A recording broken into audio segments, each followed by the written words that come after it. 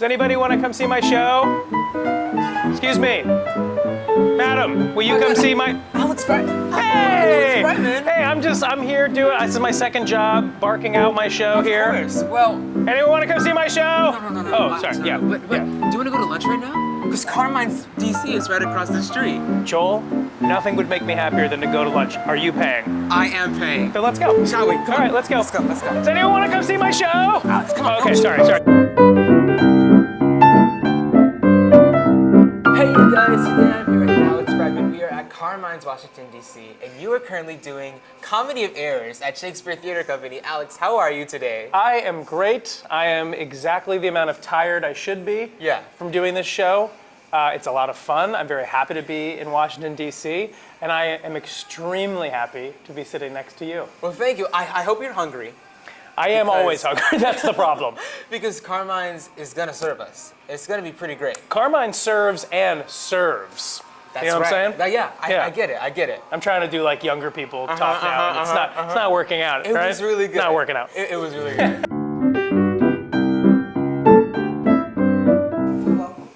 Welcome to Carmine's. Have we both been here? I know we have one vet.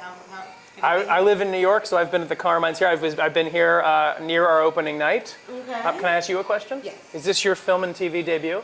This is my first time. I feel special. And tell everyone your name. I am Michaela. This is Michaela. Yes, Michaela. I am Okay, Sarah. now we are ready to order. We wanted to introduce you to the world. Right. Well, I just want to remind that we are family style. Everything is very large. You will be getting big portions today. You guys mind sharing? No, I don't. Right. Joel is my family. Yes. Well, welcome. Obviously.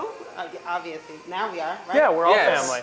All right. All right, Can I so- get started with something to drink? So, Alex, I want you to try the Frankie Blue Eyes. It's my favorite drink here. What is the Frankie Blue Eyes? You'll have to see. Okay, all right. It's really good. I And trust then you. Let's get a Caesar salad. Sounds and good. Chicken parm. The perfect meal right before a show. Right before a show, right? Right. I'm going to go ahead and get that for you guys, and I'll be right back. Thank okay? you, Michaela. Thank you, Michaela. So, Alex, to Sorry, start how great off- is Michaela? She's the best, Okay, right? now we begin. Yes. So, what was the moment you fell in love with theater? When was that moment you knew theater was your passion? So I saw a show, and that was the start of my exposure to theater. So I saw a Broadway show, I saw Cats. I liked being in the theater enough and seeing people on stage that I was like, I didn't even know if you could do this. Is this a job? Is this a thing? Right. So I asked my parents, and they put me into a community theater production of A Christmas Carol, where I had the best time from start to finish. And so Really? that started my real love of not just theater, but doing it and being a part of the entire process. Still to this day, I love the tech process, I love rehearsing, and I've been doing it since I was 9 years old, and I'm only 15 now, so. So, you have a long way to hope, go. Yes, I hope to have a long, healthy career. Yeah, but I'm 37. I've literally not stopped until this moment talking to you. I've been doing theater since this moment, To right this here. very moment. Right now. Yeah. Yes. Do you have a favorite moment or memory doing A Christmas Carol when you were 9 years old? What a great question. I've never gotten that question before. I do, and actually I'm gonna call out in a good way. One of my longest friends is I had like really bad cold or a flu kind of during it, and when you're 8 or 9, it just completely wrecks you. Right. So I'm sitting packed in ice backstage. I'm trying to get better, and this guy Aaron Albano, who has done 3,000 Broadway shows at this Yes. point, came up to me, introduced himself, and took care of me a little bit. Really? Yeah, and I'll never forget that. And I've been friends with Aaron for that long. So shout out to Aaron Albano. But that was also that thing where you realize that community theater is actually a community. It really is, yeah. No matter if it's community theater, Broadway, regional theater, it's like you people forget that that word is really important. And that moment with Aaron, I think, really galvanized that for me. I love that so much. Yeah. Well, Comedy of Errors is obviously a Shakespeare play. And Obviously. you have done a lot of comedy. But what's the differences between doing, regular Broadway contemporary shows versus Shakespeare comedy? Dude, this is the biggest learning lesson I have had. Thank you. Thank you, Michaela. The hugest learning lesson I've had maybe my entire career, because I haven't done Shakespeare aside from high school theater. I did 12th night in high school, played the clown, Yeah. which I think was a precursor to everything else I did. Right. But I didn't really understand it. I was doing it because it was theater, and this time around, I really wanted to try. Yeah. Really wanted to try and invest and learn and do it the right way and not try to do it my way. I really wanted to get in and learn. I'm so glad I did. I'm still, I think, at the very start of this journey, were I to continue it. But it's really nice to know that I'm that there's no cap to the learning. Yeah. I thought I knew everything, comedically, whatever, and then you do something like this, and there's a whole world that opens up. So I'm really happy that I did it, and it's love very that. strange. That's so cool. Well, the Frankie Blue Eyes is here. Okay. Shall we? Sure. I'm not even Cheers. going to ask what's in it. Let's just go gotta, for just it. gotta see. If there's alcohol in this, I will be so mad. Don't worry, there's not. Boy, that is. What do you That's think? very good. So it's a lemonade. Yeah, it's Maybe? it's like a blueberry lemonade. I actually don't know what's in it, but I trust the Carmine's people enough that I get it every time. No, that is good. That's Yeah. very. It's also effervescent, which I wasn't expecting. It's got a lot of bubbles in it, and I'm down. Okay. Which would go perfectly if we only had a Caesar If you salad. only- well, And I just hope look at here. one appears. Do you have any? I know that we. Do you have the large size? Oh, hang on a second. I think this might be the large size. Yeah. But if you want bigger, we can go bigger. Well, you realize that we're not giraffes, right? We don't just. This is not everything. We You can't don't just. have to egg. My goodness gracious. I am really excited to dig into this. Me Alex. too. Right? Oh, This Michaela, is thank you. Caesar salad. No problem. How long have you worked here? I've been here since November 2021. Love it. This is my favorite job I can admit. Oh Was my this your gosh. post-pandemic job? Yes, Nice. it was, yes. If that's for me, I'm good. You sure? Am I sure? I have to be in a show in 3 hours. I think I'm sure. We want to make sure that you are full for the stage, Alex. Yes. Perfect. That'll go really well with my physical comedy and jumping around and being upside down and on the floor. I'm sure we won't see this later on stage. No, I not hope at all. not. And if not, during the bows you go, Carmine! You know? Maybe Okay, tonight that I'm was going a to big shout shout out. Tonight I'm shouting out Carmine's on stage. Yeah. Take this out, Joe. Frankie Blue Eyes? Frankie Blue Eyes.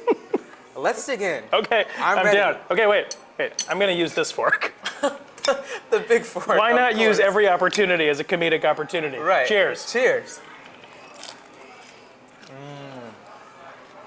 It hits. It hurts. And I love a Caesar salad, first of all. me too. Yeah. But I'm thinking, what would go better with this Caesar salad other than, I'm thinking if we can get a manhole size cover size chicken parm right now, that would. Wait a second! Michaela, where are you from? Because I think you're magical. I am actually 20 minutes from here, Maryland. Maryland. I feel like that's magical. It's I think it magical. is. That's what they call the Narnia of the United States. Right. Yeah, very good. This is. You need a How many bigger size? people? I have a question. How many people does this usually serve? So we say up to 3 to 4. I feel like you can feed a family of 6 comfortably. I think so. Or luckily- or I eat this now and then the rest of it over the next week and a half. Yeah. But See? And you got leftovers. I would say that me and Alex have the stomach sizes of a family of 6. Yeah. So I think we can take I this feel on. like this is Yeah. perfect. I have Yes. 4 stomachs like a cow. So, So- yeah, I'm all set here. But I'm Yeah. going to use my own utensils now. I use the big fork for the salad. Oh. Because I'm a funny guy. Yes, you are, yes. So here is the chicken parm, a little marinara. Oh my goodness. And I hope you fellas enjoy it. Thank you so much, Michaela. I'm just going to move it around just a little bit, give you some extra room. Michaela might be the best part of this whole video. She might be the best part. So I mean, Shakespeare's been done countless times, right? Yes. How have you made this show your own? Have you made this role your own? That's been done countless times. It's a great question. For me, I look at every script as a script, not as the comedy of errors. Right. This is material, right? Forget the title, forget its past, forget the history of it, forget who's done it before. Right. I look at the text, I look at what character I'm playing, and I list out, whether it's in my head or on paper, what are my circumstances? Okay, I'm a servant, I have a master, Yeah. so my status is low. Yeah. That's a nice thing to know. Right. Low status is funny. Yeah. And so I also know that I have a job to do. My job gets really hard during the show because people can't seem to understand why they're talking to me, why I'm here. And so I know what that feels like as a human being. So what I'm bringing to it is not Shakespearean type choices. I'm bringing whatever choices come out with the circumstances I've been given. That's so and I think that that's everything I've done. That's the same thing with Beetlejuice. I wasn't playing a demon. I wouldn't know how. Right. I was playing a guy who can't be seen or can't be recognized for who he is. And that's very human. That is so interesting. So I just try to do that. To me, that's acting. I Yeah. think there's more complexity to it, but to me, at its core, that is acting. It's me under a certain set of circumstances, and how would I react? Masterclass over. That was pretty brilliant, Thank you. in my opinion. Thank you. I usually charge for that. Well, but this Carmine's will do. Carmine's will do. Okay. So let's see you cut this. Now I'm interested. Let's see. How am I doing, Alex? Scale of 1 to 10. So far, so good. That was a good one. 10 out of 10 with that one. I mean, what role in show do you think is the most similar that you've done to Comedy of Errors? Probably School of Rock. I think just because it's more me than it is any sort of like major character, kind of thing I can hide behind. And it's extremely physical. Yeah. Whereas like Beetlejuice was physical, but School of Rock was this marathon sprint. And that's what this feels like. Then when I'm off stage, I'm heading towards another thing. When I'm on stage, I'm doing everything but being on roller skates at this point. Yeah. So it's much more like School of Rock or any sort of more physical heavy show that I've done. Speaking of School of Rock, you have another Dewey Finn with you. I know. What is that like, almost having a twin there in front of your face? It's the best. Yeah. It's the best. David and I have known each other since he was doing School of Rock, but also I knew about him before that because he was on television. He was on a show called Undateable, which I had watched. And so I've been a fan of his before we were friends. He did Dewey Finn in the West End, and I gave him some pointers. I took him out in New York City. We talked all things School of Rock, so I could give him a little shorthand, because I had done all the legwork, right? I gave him, here's how to make it a little easier, here's what to sing here. So we've developed a little friendship, and we've kept in touch over the years. I love that. We were on some Zoom together doing something else, and we kind of remarked on how similar we looked. And David, being much more of a Shakespeare guy, said, we'd make a nice pair of Dromios, right? And that's not how he sounds. And I said, yeah, we would, kind of not knowing what he was talking about. Right. Went and looked it up, thought it wasn't a terrible idea, and texted him, not a terrible idea, and then it kind of went from there. And so we sort of figured out something for the both of us to do, because we've always wanted to work together. Right. So we did. That is brilliant. That is so cool. Careful what you wish for. That's the thing. Careful what you put out there, because people will then want to do it. Want to do it, and make now it I have to happen. cartwheel on stage every night. Hey, I mean, it's for the bit. It's for the show. It's for the bit. It's for the I bit. live for bits. I know. So, I mean, you've done a lot of incredible film and TV, voiceover work over the past couple of years. It's very sweet. I want to know, how has that influenced your approach to theater now? I didn't know that I could bring so much of my musical theater and theater training into voiceover and film and television. Film and television is much harder for me because, as you can see, even in this conversation, you can read my choices from space. I'm one of the big, it's like I'm not subtle when it comes to what I do. So that was much more of a muscle to flex, to keep all the choices down. With voiceover, I basically could do what I do because they give me enough space. As long as I'm in the microphone, I use my whole body during voiceover because my character, which is great. Yeah. Because I thought it all had to kind of just sit right here and you had to make big wild choices but keep your body still. I am bouncing all over the studio. As long as I can direct my voice towards the mic and pick it up, each character I play has a different physicality, and I'm able to embody that. And I just thank musical theater for that completely. That's cool. been the real cool thing, is the transition wasn't too dissimilar. Yeah, I mean, I know we have some Hazbin fans out there.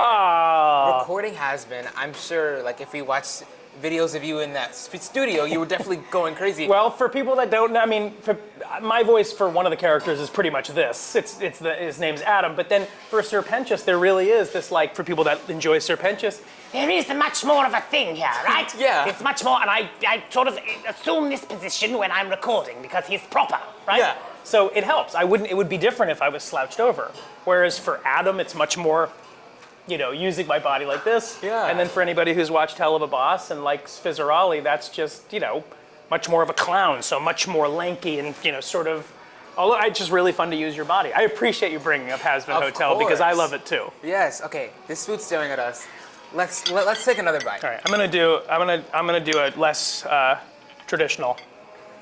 I mean, Alex, if you're eating it that way, I think I'd have to eat it that way too. Sorry, Mom. I'm gonna do it like this. At Carmine's, you do what you want. No. You do what you No. want. Follow the rules at Carmine's. Cheers, by the way. Cheers. There's no way I'm doing my show tonight. No way. You're gonna have to do my show. Please. All right. Fake I will. Don't write checks you can't cash. I will put you on. Oh boy. Look at me. Okay. I'm serious. I'm doing it. All right. I'm on tonight. Cool. Yeah. All right. October 1st, I'm making my Shakespeare Theater Company debut. And I'll be sitting here at Carmine's, Just eating the chicken. finishing all of this. Yes. And I mean this too. I'm chugging this. And this too. And Okay. I'm just making sure. washing it down with the Frankie Blue Eyes. what piece of advice would you give to a young performer who wants to pursue the arts? I have two answers. One is very boring and very practical, which is save your money. And I mean that. Yeah. I went broke, nearly broke twice during my career, when I was young. And this is not an infinite career Right. for most people. This isn't something you can just make your life. A lot of actors have 2, 3 jobs because auditioning is the job. Right. And you don't get paid for that job. Yeah. The perk is getting the show. And if you're lucky enough to do it, you have to be present in not only on stage, but with your cast members, with your company. But it's very few and far between, even for people that are successful. So save your money, Yeah. number one. Number one. Number two, you don't need to be the sweetest, most, lovable, you can still be yourself. But as long as you're nice and kind, you will be invited to so many more rooms. And that is the whole goal of an actor and in creative. Be invited to more rooms by more people, and eventually they will be the rooms you want to be in. I love that. I love it too, and it's That is- worked. It's worked for a lot more people. Like, I'm in a great little moment here of Yeah. having some success and things like that. That is how it has worked for me. I think I'm talented, but talent is subjective, and I think being nice is pretty objective. Yeah. So do that and save your money. I mean, this was not on my question list, but I have to ask. You started off on Broadway as a swing. I And then did. you built up your way to this awesome success. I mean, what did you do to stick to it and to keep on going? I love it. And I know that sounds like one of those very base answers, but as long as there is stage under my feet, Yeah. I am incredibly happy. I think my agents would right now disagree with that, as long as it has to be the right project. Right. But if you just asked me personally and I had no representation and no one to be beholden to, put me as the third tree to the left in any production and I will be so happy to just be there. And I mean that with my whole heart. I have loved theater. I like other things. Right. But what got me from where I was to where I am, a number of lucky, happy accidents and some earned things and some hard work, but it is genuinely just being nice and being driven and loving it. This is Broadway Time Quick Round. Are you ready, Alex? Ready, baby. All right, 3, 2, 1. Favorite Broadway show? Currently, Strange Loop. Dream role? Dream role, Couturian in The Pillow Man. Funniest moment on stage? I had food poisoning and I almost pooped on David Josephsberg during Beetlejuice. Oh my God. I didn't, but I almost did. Favorite vocal warm-up? I have a 9-minute vocal warm-up I do for every single show that just involves me getting just enough to get into the show. I'll warm up during the show too. So love my it. favorite vocal warm-up is lip trills for the most part. Just making sure I have my whole range and not pushing. Yeah. Yeah. Favorite line in the show you're currently doing? I'll do a long one. Do Ready? it. Yes. Master, there is a boat to Epidamnum that puts forth until her owner comes aboard and then she bears away. Our frauded sir I have conveyed aboard and I've bought the oil, the balsamum, and the aqua vitae. The ship is in her trim, a merry wind blows fair from land. They wait for you and I, so hie thee to the port and let's be gone. That was so good. And for those dramaturgs out there, yes, I did mess up one word in the beginning, but that's live theater. That's live theater. Broadway inspiration. After the FBE. Okay. Broadway inspiration? Yes. Michael Cerveris.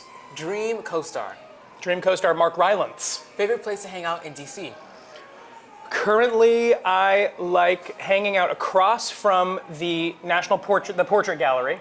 There's a bench that nobody sits on, and I have made it my bench. I love that. Favorite place to hang out in New York? Favorite place to hang out in New York is the Mermaid Inn. Any Mermaid Inn franchise, the Mermaid Oyster Bar, any of the Mermaid Inns. Yeah, and lastly, best piece of advice you've ever received? Aside from save your money, best piece of advice I have ever received is it is up to you to define who you are to others. Don't let other people pigeonhole you into something. I love that. Well, Tell people what you are. Yeah. Well, Alex, this is it for Broadway Time at Carmine's. I mean, thank you so much. It's my pleasure. I could stay for another 3 hours. I love you. I love you too, Alex. You've had the most fun on the carpets. And now you guys have to go see him in Comedy of Errors at Shakespeare Theater Company. It is super funny. We're here till October 20th. Yes. Come see us. It's going to be so good. Thank It'll be you. funny, and I will know my lines. He will. We promise. And tonight, I am going on. So be here for tonight, too. That's right. Yes. That's right. Thank you, Break a leg, Alex. by the way. Thank you. All right.